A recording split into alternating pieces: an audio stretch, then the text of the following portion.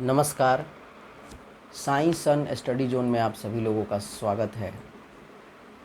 शिरडी के साईं बाबा को सादर प्रणाम करता हूँ और साईं सच्चरित्र के अध्याय 5 का एक अंश मैं आपके सामने पढ़ने वाला हूँ और आप इसको अगर प्रेम से सुनेंगे तो आपको आनंद की अनुभूति होगी। तो आइए शुरू करते हैं। टॉपिक का नाम है जल का तेल में परिवर्तन। जल का तेल में परिवर्तन। साईं बाबा जी को प्रकाश से बड़ा ही अनुराग था, प्रेम था, लाइट से। वे संध्या समय दुकानदारों से भिक्षा में तेल मांग कर लाते थे तथा दीप मालाओं से द्वारका माई मस्जिद को सजाकर रात्रि भर दीपक जलाया करते थे। यह क्रम कुछ दिनों तक इसी प्रकार ठीक ठाक चलता रहा। अब बनिए तंग आ गए और उन्होंने संगठित होकर निश्चय किया कि आज कोई उन्हें तेल भिक्षा में नहीं देगा। बनियों ने अपना एक संगठन इकट्ठा हुआ, सारे लोग इकट्ठा हुए और इस बात का डिसाइड किए कि आज जो है साईं बाबा को कोई तेल अब नहीं देगा। प्रकाश से अनुराग रखने वाले साईं बाबा दीप मालाओं से द्वारका माई मस्जिद को सजाकर रात्रि भर दीपक जलाना उनके आनंद की, उनके सुकर्म की एक पहचान थी, जो बनियों को अच्छा नहीं लगा। और उन्होंने एक दिन फैसला किया, सारे लोग इकट्ठा हुए और उन्होंने डिसाइड किया कि आज साईं बाबा को कोई भी भिक्षा में तेल नहीं देगा। नित्य नियमानुसार जब बाबा तेल मांगने पहुँचे तो प्रत्येक स्थान पर उनका ना से स्वागत हुआ। नकारात्मक उत्तर दिया गया उनको। किसी से कुछ कहे बिना बाबा मस्जिद की ओर लौट आए। उन्होंने किसी को कोई रिप्लाई नहीं किया, चुपचाप वो वापस द्वारका माई मस्जिद आ गए और सूखी बत्तियां दिए में डाल दी। सूखी बत्तियों को दिए में डाल दी।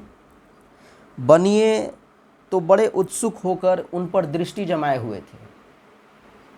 बनिए बड़े उत्सुक होकर उन पर दृष्टि जमाए हुए थे। बाबा ने टमरेल उठाया जिसमें बिल्कुल थोड़ा सा तेल था। टमरेल एक पात्र है जिसमें बाबा जी भिक्षा वगैरह मांगा करते थे। तो बाबा ने टमरेल उठाया जिसमें बिल्कुल थोड़ा सा तेल था। उन्होंने उसमें पानी मिलाया। साईं बाबा जी ने उसमें पानी मिलाया और वह तेल मिश्रित जल को पी गए।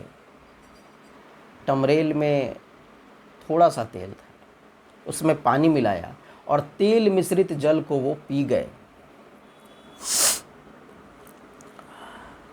उन्होंने उसे पुनः 3 पार्ट में उगल दिया और फिर उस तेल मिश्रित जल को 3 पार्ट में उगल दिया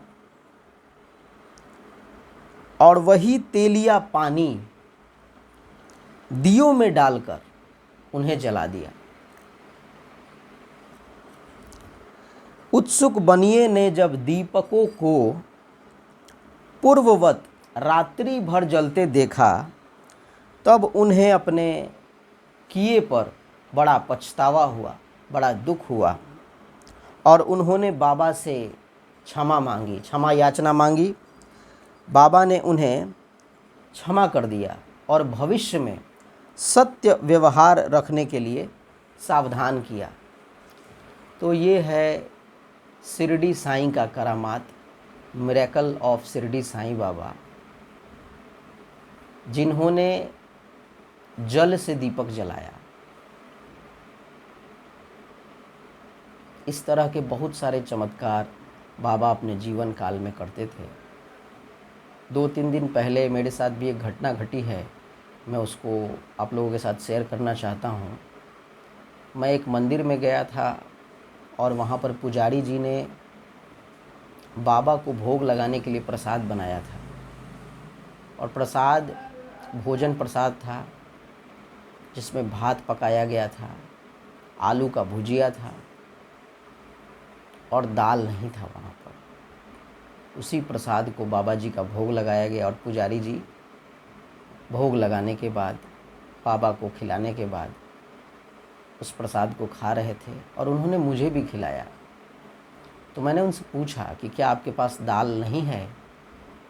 तो बोले कि सब खुदा की, रब की मेहरबानी है, जितना आ जाता है, जितना मिल जाता है, उसी में खुशी से, प्रेम से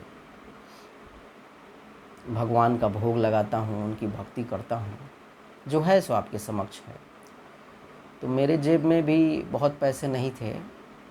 मैं सोचा कि कम से कम 1-2 केजी दाल जो है ख़रीद देता हूँ, लेकिन जो वर्तमान सरकार है, इसमें जो महंगाई की स्थिति है उसको व्यक्त नहीं किया जा सकता है। और कोरोना महामारी में जो लोगों के साथ स्कार्सिटी है, अनएम्प्लॉयमेंट की सिचुएशन है, उसमें तो एक एक रुपया को सोच कर खर्च करने पर लोग मजबूर हैं। बहुत सारे लोग तो ज़मीन बेचकर, संपत्ति बेचकर अपना गुजारा कर रहे हैं। है ही नहीं, नौकरी चली गई, व्यवसाय ख़त्म हो गया। सरकार को इस बात पर ज़रा भी ध्यान नहीं है, कहाँ चला गया एम्प्लॉयमेंट, लोग बेरोज़गार पड़े हैं, नौकरी की कमी है, साधन की कमी है, कैसे कैसे लोग जी रहे हैं, कितने कष्ट में अपने जीवन को काट रहे हैं। तो मैंने भी अपने पर्स में देखा, तो मैंने काउंटिंग तो नहीं किया, लेकिन अप्रॉक्स 70-80 रुपीज़ रहे होंगे। तो मैंने उनको निकाल कर पुजारी जी को दे दिया और उनसे रिक्वेस्ट किया कि कम से कम एक बार दाल आप बनाइए इससे, और उसमें सिंपल वे में टमाटर, हरी मिर्च और प्याज से उसको छौंक के उसका तड़का वगैरह बना के आप बाबा जी को भोग लगाइए और ख़ुद भी प्रसाद खाइए, लोगों को खिलाइए। कम से कम एक टाइम का तो हो ही जाएगा इसमें। लेकिन मेरे पर्स में पैसे समाप्त हो गए। वहाँ के जो मंदिर प्रशासन के एक और मेरे मित्र हैं, तो उन्होंने बोला कि अगर पैसे नहीं हैं तो आप रख लो, मैं अरेंज कर दूंगा। तो मैं बोला कि नहीं कोई बात नहीं है। उसी दिन रात को जब मैं घर वापस आ रहा था, तो एक मेरा फ्रेंड मिला, दोस्त मिला, जिसने कभी मुझसे पैसे लिए थे मैं भूल चुका था, मेरे को याद नहीं। एकाएक वो मेरे सामने आ जाता है और मेरे को 100 रुपीज़ देता है। अब बोलता है कि भाई ये मैंने तुझसे लिया था। तो मैं बोला कि कब लिया था? तो बोला कि लिया था, काफ़ी दिन हो चुके हैं। तो मैंने उसको बोला थैंक यू वेरी मच। तो बोला कि अरे मोस्ट वेलकम, कोई बात नहीं, ये तो आप ही का था। तो एकाएक मेरा ध्यान शिरडी के साईं बाबा पर चला गया। साईं सच्चरित्र में इस बात का वर्णन किया गया है, स्पष्टीकरण किया गया है कि बाबा हर किसी से लेते नहीं, और जिससे भी लेते हैं उसमें इंक्लूड करके, ऐड करके, इंक्रीज़ करके, एक्सटेंड करके बाबा ने अपने भक्तों को लौटाया है, उसकी मदद की है। तो इस चीज़ का रियलाइजेशन मैंने किया। साईं सच्चरित्र, शिरडी के साईं बाबा भले ही आज लाइफ में नहीं है, शिरडी में उनकी समाधि है, समाधि मंदिर है जो विश्व विख्यात है, विश्व प्रसिद्ध है। लेकिन बाबा ने जो अपने वचन में कहा है, जिसका उल्लेख साईं सच्चरित्र में किया गया है, वो 100% सत्य है, इसमें कोई संदेह की बात नहीं है। लेकिन इसको रियलाइज़ करने के लिए, इसको एक्सपीरियंस करने के लिए साईं के प्रति लव और डिवोशन का होना बहुत इम्पॉर्टेंट है। ईश्वर की रहम को अनुभव कर लेना, ईश्वर की कृपा को अनुभव कर लेना इतना आसान काम नहीं होता है। इसके लिए तो आदमी जब निस्वार्थ हो जाएगा, भगवान के दरबार में पहुंचेगा ज़रूर, लेकिन कोई इच्छा उसके पास नहीं होगी। सिर्फ इसलिए आया हूँ क्योंकि मैं आपसे प्रेम करता हूँ, इसलिए नहीं आया हूँ कि मुझे धन चाहिए, दौलत चाहिए, संपत्ति चाहिए। बहुत सारा डिज़ायर है आदमी का जो कभी पूरा नहीं होता है। आदमी तो चला जाता है, लेकिन उसके डिज़ायर, उसके होप, उसके एक्सपेक्टेशंस कभी समाप्त नहीं होते। तो जब इंसान निस्वार्थ भाव से ईश्वर से प्रेम करता है तो प्रतिदिन हर पल उसको कभी न कभी, किसी न किसी क्षण ईश्वर की कृपा की अनुभूति होती रहती है। तो ईश्वर इतना महान होता है, गुरु इतना महान होता है। साईं जी, सद्गुरु बाबा एक गुरु के रूप में, एक अच्छे इंसान के रूप में धरती पर अवतरित हुए, जिन्होंने जाति पाति से हटकर लोगों की सेवा की, भलाई की। जो काम वो आज भी कर रहे हैं। तो साईं बाबा जी को प्रणाम करते हैं और उनसे आशीर्वाद मांगते हैं कि वो हम सभी का भला करें। Thank you very much.